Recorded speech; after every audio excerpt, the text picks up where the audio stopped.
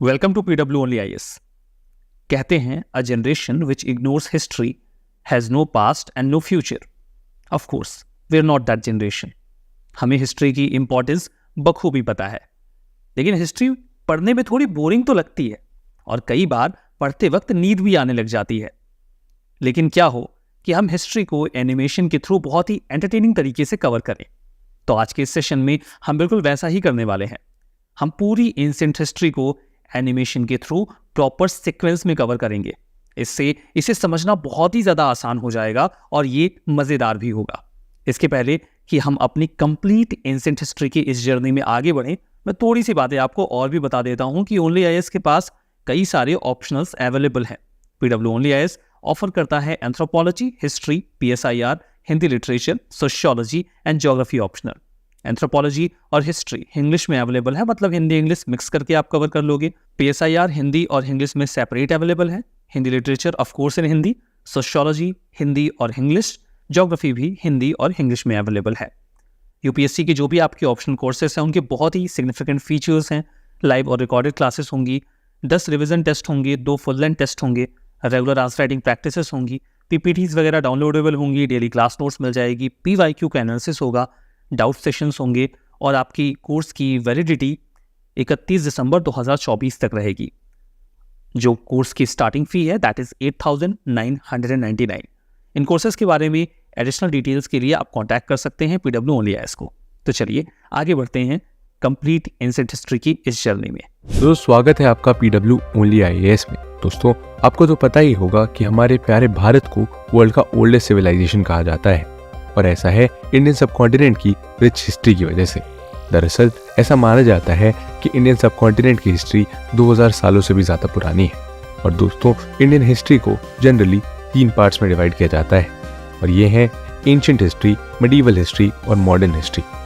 दोस्तों, इन तीनों पार्ट्स में आज हम बात करने वाले हैं एंशिएंट हिस्ट्री की, जहां हम एंशिएंट हिस्ट्री की पूरी डिटेल्स और इससे जुड़े इंपॉर्टेंट इवेंट्स के बारे में जानेंगे। आइए इस वीडियो को आगे बढ़ाते हैं। दोस्तों, सबसे पहले हम बात कर लेते हैं क्लासिफिकेशन की। अगर क्लासिफिकेशन की बात करें तो एंशिएंट हिस्ट्री को भी हम 3 पार्ट्स में डिवाइड कर सकते हैं, ठीक वैसे ही जैसे हमने हिस्ट्री के साथ किया था। एंशिएंट हिस्ट्री की बात करें तो इसके 3 सबसे बड़े थीम्स हैं: हड़प्पन सिविलाइजेशन, वैदिक पीरियड और बुद्धिज्म एंड जैनिज्म। इसके अलावा गुप्ता पीरियड को भी एंशिएंट हिस्ट्री का एक इम्पॉर्टेंट पार्ट माना जाता है। और ऐसे में पूरी एंशिएंट हिस्ट्री को हम प्री हिस्टोरिक, मीसोलिथिक और न्यूलिथिक में डिवाइड कर सकते हैं। और आइए सबसे पहले स्टार्टिंग करते हैं प्री हिस्टोरिक पीरियड से, जिसकी टाइमलाइन 30 लाख से 10,000 BC तक मानी जाती है। दोस्तों, हम बता दें कि स्टोन एज उस पीरियड को रेफर किया जाता है जब मैक्सिमम स्टोन टूल्स का यूज हुआ करता था। और प्री हिस्टोरिक टाइम पीरियड में भी 5 पीरियड्स आते हैं और ये हैं पैलियोलिथिक, मीसोलिथिक, नियोलिथिक, चैल्कोलिथिक और आयरन एज। पैलियोलिथिक एज का अर्लीस्ट पीरियड प्लेस्टोसीन पीरियड या आइस एज में डेवलप हुआ और इस पीरियड में मेनली हैंड एक्स और क्लेवर का यूज किया जाता था। दोस्तों, इस पीरियड के एविडेंस की बात की जाए तो इसके एविडेंस पंजाब में सोन वैली में, पाकिस्तान में मिर्जापुर में और उत्तर प्रदेश के बेलन वैली में पाए गए हैं। इस टाइम पीरियड में कटिंग के लिए मैक्सिमम स्टोन वेपन का यूज किया जाता था और इन्हीं स्टोन वेपन्स के बेसिस पर इस टाइम पीरियड को 3 टाइम पीरियड्स में डिवाइड किया गया है। आइए अब बात करते हैं मिडिल पैलियोलिथिक टाइम पीरियड की, जिसमें मेनली फ्लेक्स और स्क्रैपर्स यूज किए जाते थे। और मिडिल पैलियोलिथिक टाइम पीरियड के एविडेंस हमें नर्मदा, तुंगभद्रा और डेक्कन इंडिया में मिल जाते हैं। इसके बाद आइए बात करते हैं अपर पैलियोलिथिक एज की, जिसे आइस एज का लास्ट पीरियड कंसिडर किया जाता है, क्योंकि इस समय तक क्लाइमेट कंपैरेटिवली वार्मर और लेस ह्यूमिड होने लगा था। और अगर इस एज की एक और स्पेशलिटी की बात करें तो इस एज में टूल्स और टेक्नोलॉजी में खूब इनोवेशन हुआ, जैसे bone tools, needles, हार्पून्स, parallel sided blades, fishing tools और ब्यूरन टूल्स एटसेट्रा। दोस्तों, अगर इन सबकी एविडेंस को देखा जाए तो मध्य प्रदेश के भीमबेटका में हैंड एक्सेस, क्लीवर्स, ब्लेड्स, स्क्रैपर्स और ब्यूरन्स एटसेट्रा मिले हैं। इसके अलावा बेलन, सोन, छोटा नागपुर प्लेटू, महाराष्ट्र, ओडिशा, ईस्टर्न घाट्स में भी अपर पैलियोलिथिक एज के मेजर साइट्स पाए गए हैं। भारत में बोन टूल्स का एविडेंस कुर्नूल और मुचाटला, चिंतामणि गवी के केव साइट में पाए गए हैं। और अब आइए बात करते हैं मीसोलिथिक या मिडिल स्टोन एज की, जिसका टाइम पीरियड 9000 से 4000 BC तक कंसिडर किया जाता है। इस टाइम पीरियड को मीसोलिथिक और नियोलिथिक एज के बीच का चेन कहा जाता है। और दोस्तों भारत में मीजोलिथिक आर्कियोलॉजिकल मटेरियल की खोज का क्रेडिट जॉन एवन को जाता है। दोस्तों इस टाइम पीरियड की मेन साइट्स को देखें तो भीमबेटका, महादहा, सराय नहर राय, आदमगढ़ और लंगनाज एटसेट्रा है। आपकी जानकारी के लिए आपको बता दें कि भीमबेटका की painting UNESCO world heritage site की लिस्ट में भी शामिल है। इसके बाद अब नियोलिथिक या न्यू स्टोन एज, जिसका टाइम पीरियड 7000 से 1000 BC तक था, उसकी बात करें तो भारत में नियोलिथिक आर्कियोलॉजिकल मटेरियल को डिस्कवर करने का क्रेडिट डॉक्टर प्रिमरोज को जाता है। दोस्तों इस टाइम पीरियड में कैटल, शीप और गोट्स जैसे एनिमल्स का डोमेस्टिकेशन शुरू हुआ था। इस टाइम पीरियड की मेन साइट में से एक मेहरगढ़ है, जो ब्रेड बास्केट ऑफ बलूचिस्तान के नाम से जानी जाती है। इसके साथ ही कश्मीर वैली, चिरन, दाऊजाली हेडिंग, बेलन वैली और मस्की एटसेट्रा यहाँ की प्रमुख साइट्स हैं। दोस्तों चुपानी मंदो और बेलन वैली में पॉटरी के यूज का भी अर्लीस्ट एविडेंस मिलता है। इसी तरह से कुलदीवा और महागरा में राइस कल्टीवेशन के अर्लीस्ट एविडेंस भी मिले हैं। और अगर सदर्न इंडिया की बात करें तो यहाँ की मेन साइट्स हैं Maski, Brahmagiri, Hallur and Kodekal in Karnataka, Paiyampalli in Tamil Nadu and Utnur in Andhra Pradesh. और लास्टली हम कह सकते हैं कि नियोलिथिक एज में इकोनॉमी का main feature agriculture, animal husbandry and metallurgical progress है। आइए अब बात करते हैं चैल्कोलिथिक एज की। दोस्तों चैल्कोलिथिक एज या स्टोन कॉपर एज को भारत का फर्स्ट मेटल एज कंसिडर किया जाता है और हड़प्पन कल्चर को चैल्कोलिथिक कल्चर का ही पार्ट माना जाता है। इस टाइम पीरियड की main sites south eastern Rajasthan, western part of Madhya Pradesh और महाराष्ट्र में लोकेटेड है।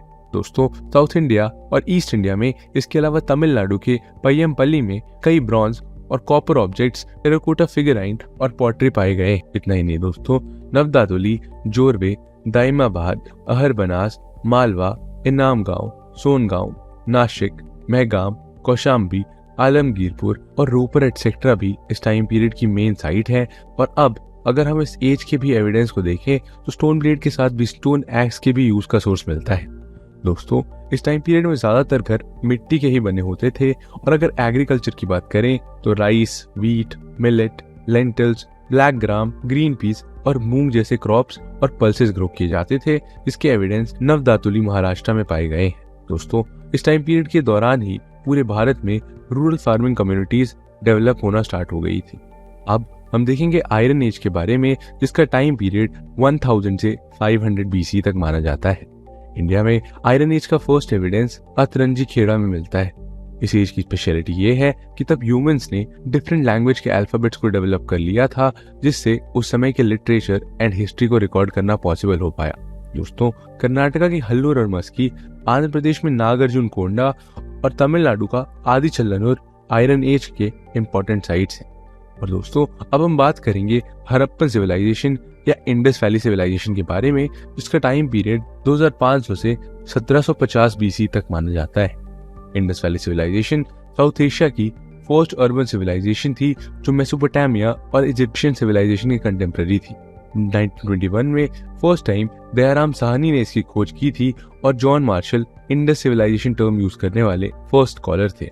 कार्बन 14 डेटिंग के अकॉर्डिंग इंडस वैली का मोस्ट एक्सेप्टेड टाइमलाइन 2500 से 1750 BC तक माना जाता है। इस सिविलाइजेशन में ब्रॉन्ज के वाइड यूसेज के कारण इसे ब्रॉन्ज एज भी कहा जाता है। हड़प्पा, मोहनजोदारो, छानहुदारो, लोथल, धोलावीरा, सुरकोटदा, कालीबंगन जहां से ब्लैक बैंगल्स मिले थे, रोपड़, बनावली, राखीगढ़ी, आलमगीरपुर, दाइमाबाद, कोटीदीजी, अमरी और सुक्तागेंडोर एटसेट्रा इंडस वैली सिविलाइजेशन के मेन साइट्स हैं।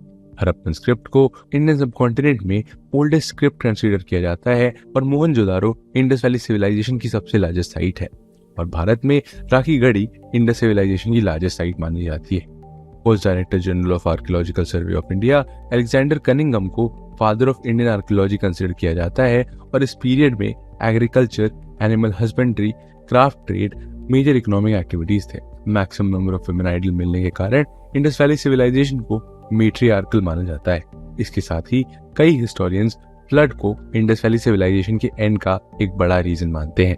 इंडस वैली सिविलाइजेशन के बाद अब हम वैदिक कल्चर के बारे में जानेंगे, जिसका टाइम पीरियड 1500 से 6000 BC तक कंसिडर किया जाता है। दोस्तों वैदिक वर्ड वेद से डिराइव हुआ है, जिसका मतलब है नॉलेज। ऐसा माना जाता है कि आर्यंस ने वैदिक कल्चर को डेवलप किया था और आर्यन एक संस्कृत वर्ड है जिसका मतलब होता है सुप्रीम। आर्यंस अपने नॉलेज को एक जनरेशन से दूसरी जनरेशन में सुनकर पहुंचाते थे, जिसके कारण वैदिक साहित्य को श्रुति साहित्य भी कहा गया है। बोकासगो इंस्क्रिप्शन के अकॉर्डिंग 4 प्रमुख वैदिक गॉड्स थे, इंद्र, वरुण, मित्र और नासत्य। आर्यंस का मेंशन अनाटोलिया के हिटे इंस्क्रिप्शन, इराक के कसीटे इंस्क्रिप्शन और सीरिया के मिटानी इंस्क्रिप्शन में भी मिलता है। और इस समय Indo Aryans and Sanskrit language बोली जाती थी और वैदिक कल्चर को कन्वीनियंस से स्टडी करने के लिए इसे 2 पीरियड्स में डिवाइड किया गया है, ऋग्वेदिक या अर्ली वैदिक पीरियड और लेटर वैदिक पीरियड। आइए अब इन्हें डिटेल में समझते हैं। ऋग्वेदिक या अर्ली वैदिक पीरियड की बात करें तो इस एज की डिटेल ऋग्वेदा के 10 मंडलास एंड 1028 हिम्स में मिलती है। अर्ली वैदिक पीरियड और आर्यंस 7 रिवर्स के किनारे सेटल हुए, जिस कारण इन्हें सब सिंधु भी कहा जाता है। ऋग्वेदिक टाइम में पॉलिटिकल सिस्टम मेनली मोनार्कियर थी और किंग की पोजीशन हेरिडेटरी थी और वॉर में जीतने वाले एडमिनिस्ट्रेटिव हेड होते थे। इकोनॉमिकली ऋग्वेदिक सोसाइटी पास्चुरल और एग्रीकल्चर बेस्ड थी और इस टाइम के 2 मेन इंस्टीट्यूट्स थे, सभा जिसमें कुछ चीफ शामिल होते थे और एक बड़ी बॉडी समिति जिसका सपोर्ट किंग के लिए भी इम्पोर्टेंट था। इस टाइम पीरियड तक विमेन की सिचुएशन काफी बेहतर थी और सभा में विमेन का भी पार्टिसिपेशन होता था। इस टाइम पीरियड में सोसाइटी 3 पार्ट्स में डिवाइडेड थी, जो कि थे ब्राह्मण, क्षत्रिय और कॉमन पीपल, और शूद्र को ऋग्वेदिक पीरियड के लास्ट में ऐड किया गया था। ये डिवीजन ऑक्यूपेशन के बेसिस पर किया गया था और इस एज में फीमेल स्लेव्स का यूज डोमेस्टिक पर्पस के लिए किया जाता था, ना कि एग्रीकल्चरल और प्रोडक्शन पर्पसेस के लिए।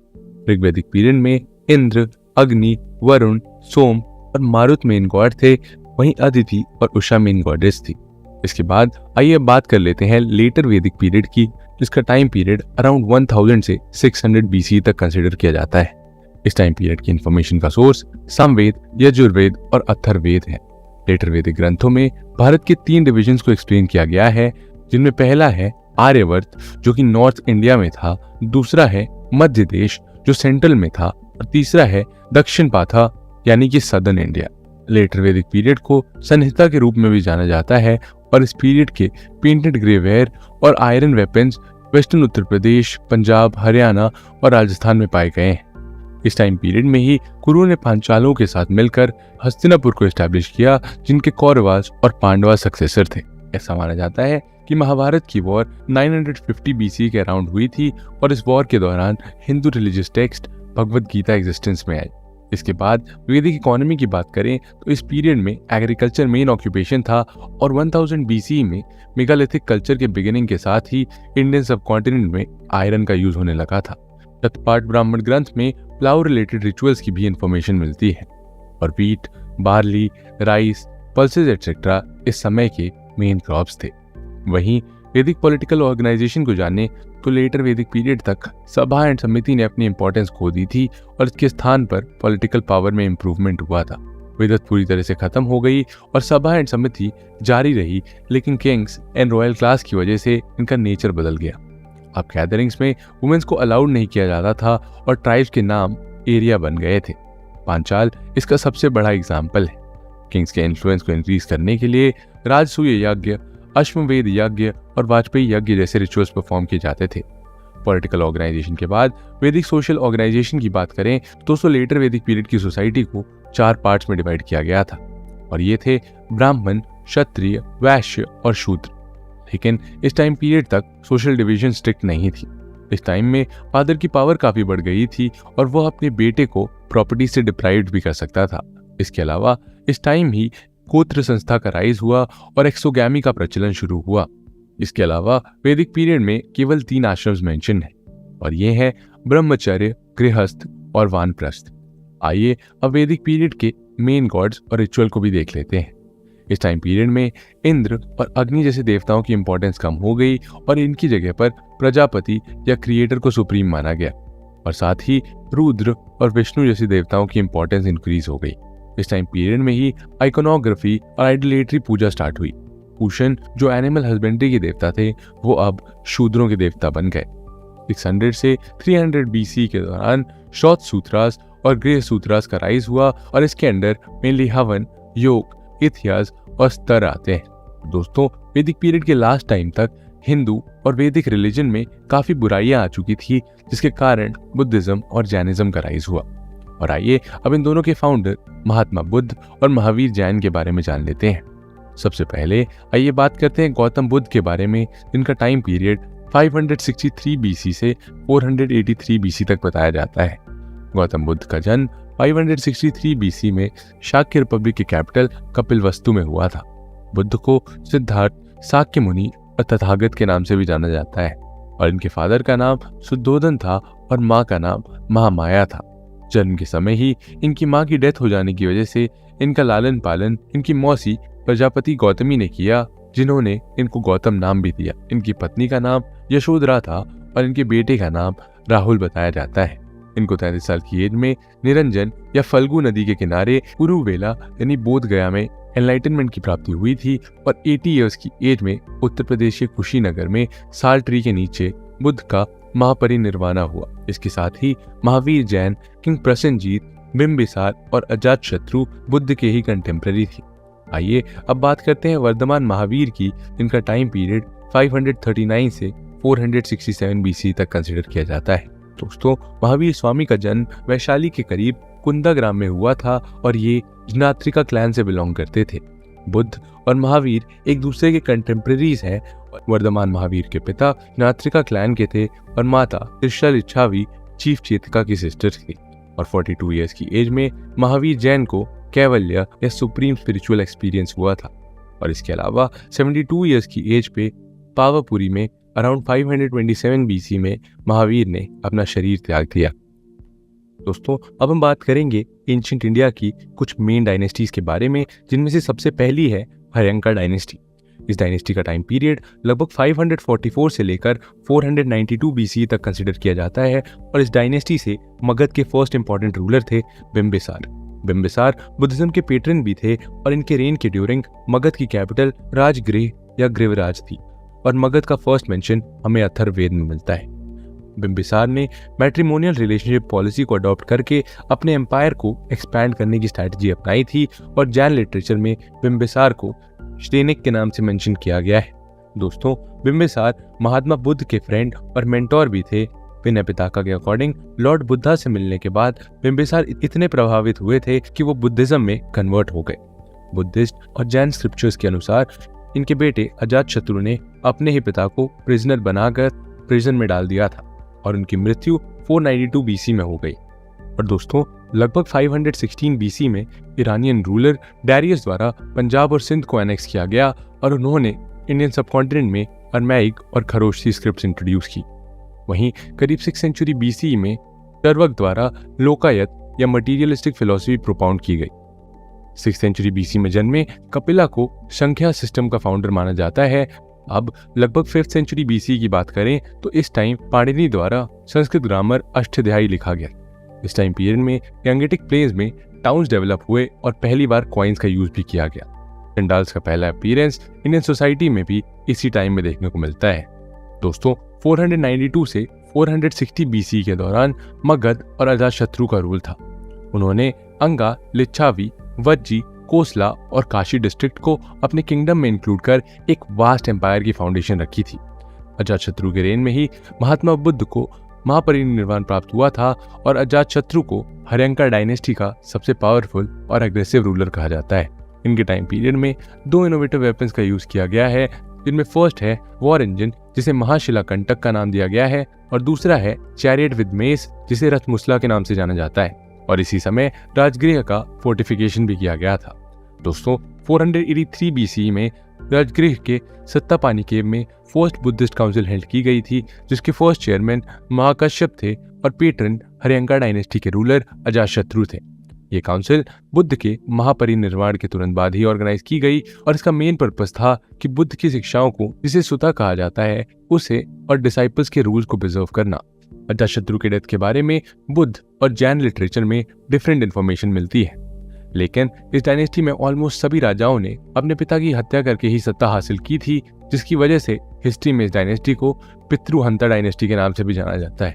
अब हम बात करते हैं हर्यंका डायनेस्टी के नेक्स्ट और अजातशत्रु के बेटे उदायीन के बारे में, जिन्हें उदयभद्र के नाम से भी जाना जाता है। उदायीन ने 460 से 444 BC तक मगध के सिंहासन पर रूल किया था।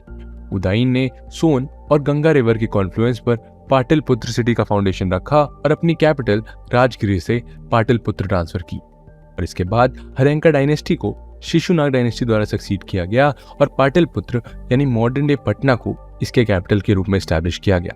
दोस्तों, शिशुनाग डायनेस्टी के फाउंडर शिशुनाग थे, जिन्होंने लगभग 412 से लेकर 344 बीसी तक रूल किया था।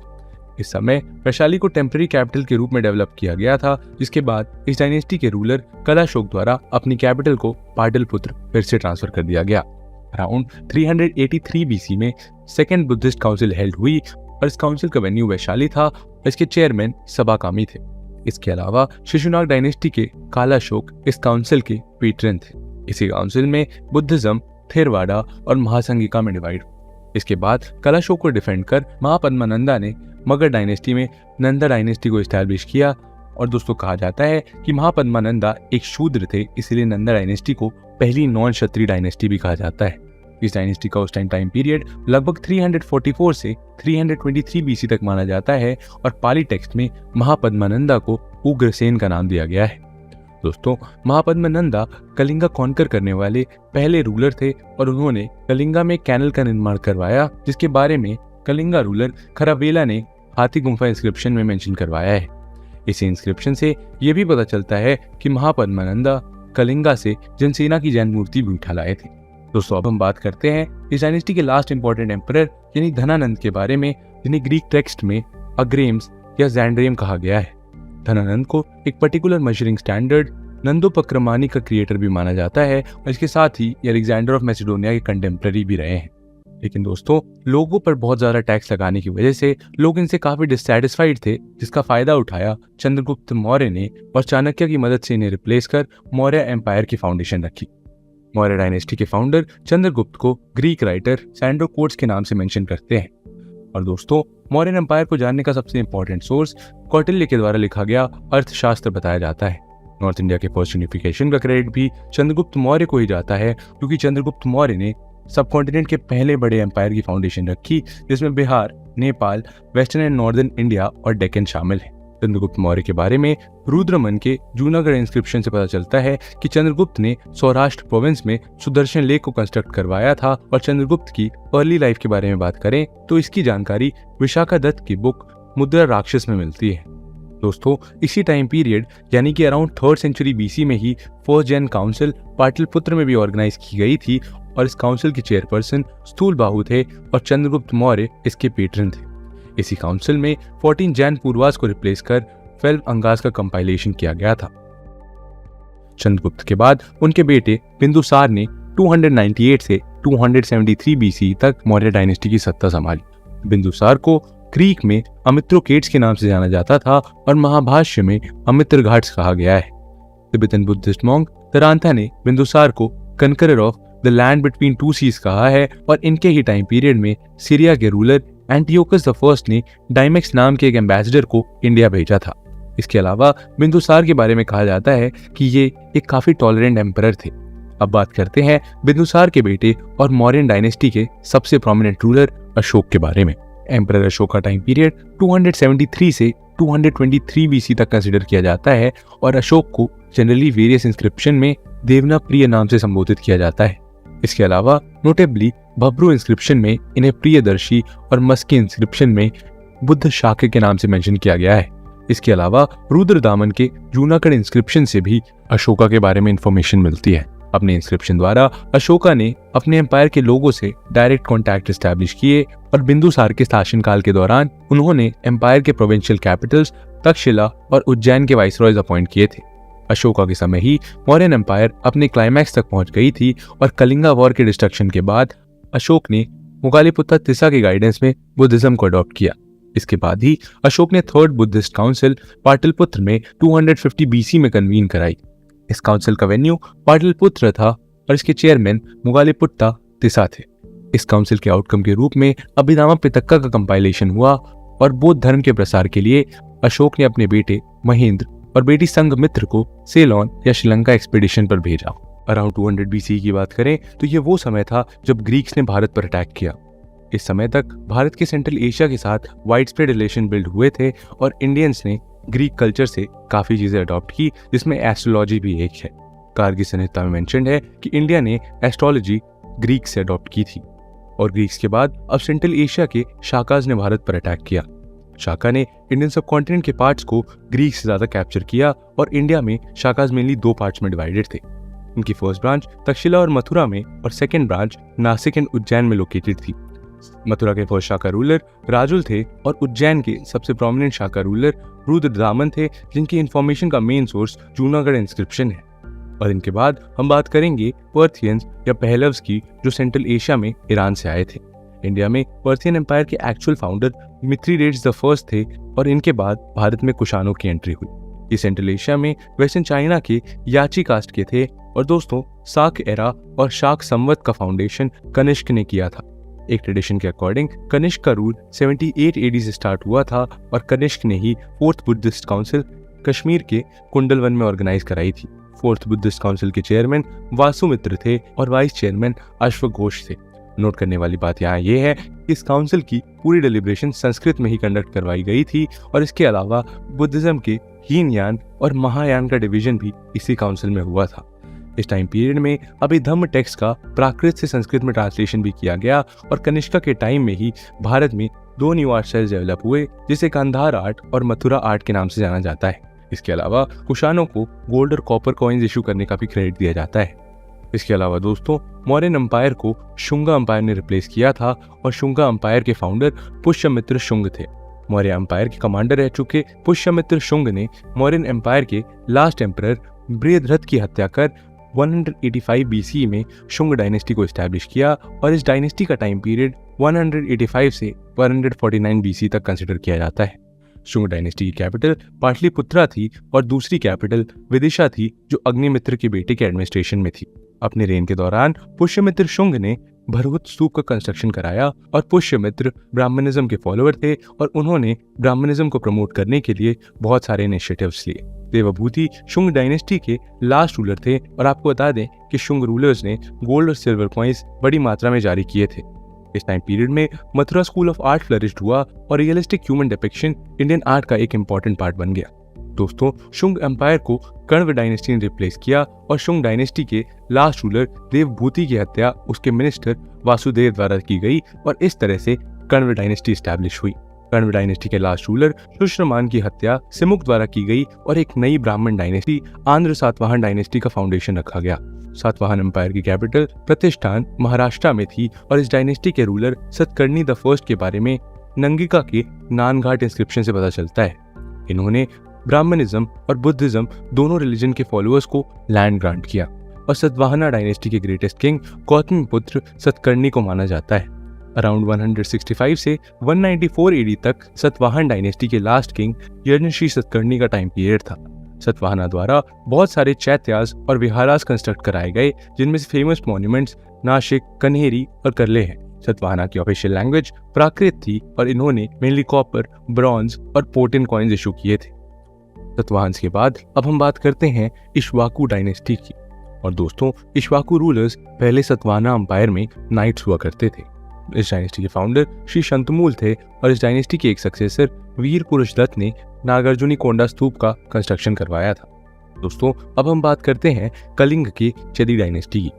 चेदी डायनेस्टी के मोस्ट इंपॉर्टेंट रूलर खारवेल थे और खारवेल के बारे में डिटेल्ड इन्फॉर्मेशन हाथी गुम्फा इंस्क्रिप्शन से मिलती है। इस इंस्क्रिप्शन में इनके द्वारा साउथ के 3 पावरफुल स्टेट चोला, चेरा और पांड्या को डिफीट करने के बारे में मेंशन किया गया है। चेदी डायनेस्टी के बाद अब हम बात करते हैं वाकाटक डायनेस्टी के बारे में, जिसके फाउंडर विंध्य शक्ति थे।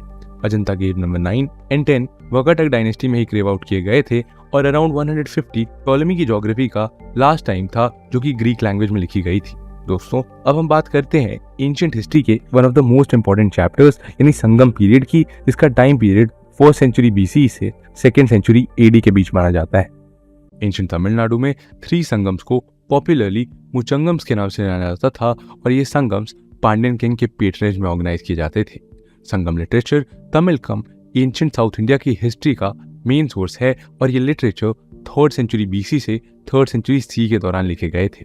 संगम एज की मेजर कॉम्पोजिशन लव और वॉर थीम्स पर बेस्ड थी और ये कॉम्पोजिशंस पोएटिक फॉर्मेट में कंपोज की गई थी। इस टाइम पीरियड में संगम रॉयल पेट्रनेज के अंडर ही तमिल पोएट्स की असेंबलीज या कॉलेज भी आयोजित किया गया। तुलक्कपियम, एत्तु तोके, पत्तु पपातु और पदीने किल्ले कड़कू एक्सेट्रा संगम एज के मेजर वर्क्स हैं। इस एज में शिल्पादिकारम, मणिमेखलय और जीवक चिंतामणि जैसे इंपॉर्टेंट एपिक्स भी लिखे गए थे और 3rd सेंचुरी एडी के एंड तक संगम पीरियड ग्रेजुअली डिक्लाइन की तरफ मूव करने लगा। संगम एज के बाद अब हम बात करते हैं 1st सेंचुरी एडी से 5th सेंचुरी एडी के बीच के टाइम पीरियड की। और दोस्तों, ये वह समय था जब अजंता की पेंटिंग्स को बनाया गया था। अजंता पेंटिंग्स वकाटका किंग्स के पेट्रेज में बनाया गया था और अजंता की पेंटिंग्स जनरली बुद्धिज्म थीम पर बेस्ड थी। यहाँ की पेंटिंग्स ज्यादातर लाइफ ऑफ बुद्धा एंड जातक स्टोरीज पर बनी हुई थी और अजंता में टोटल ऐसी 29 केव्स हैं। अजंता केव्स के बारे में चाइनीज बुद्धिस्ट ट्रैवलर पाइन, जो चंद्रगुप्त II के रूलिंग पीरियड में इंडिया आए थे, और यून सांग, जिन्होंने हर्षवर्धन एम्परर की टाइम पीरियड में इंडिया को विजिट किया था, उनकी बुक्स में भी इसका मेंशन मिलता है। अजंता की इन केव्स को 1983 में यूनेस्को द्वारा यूनेस्को वर्ल्ड हेरिटेज साइट की लिस्ट में भी इंक्लूड किया गया है। दोस्तों, 1st सेंचुरी से 3rd सेंचुरी तक इंडियन सबकॉन्टिनेंट में कुछ खास देखने को नहीं मिला। By the 3rd century India के नॉर्थ वेस्ट में कुषाण रूल का भी एंड हो चुका था और कुषाण एम्पायर को अफगानिस्तान और वेस्ट ऑफ इंडस में सैसेनियन पावर के द्वारा दबाया गया।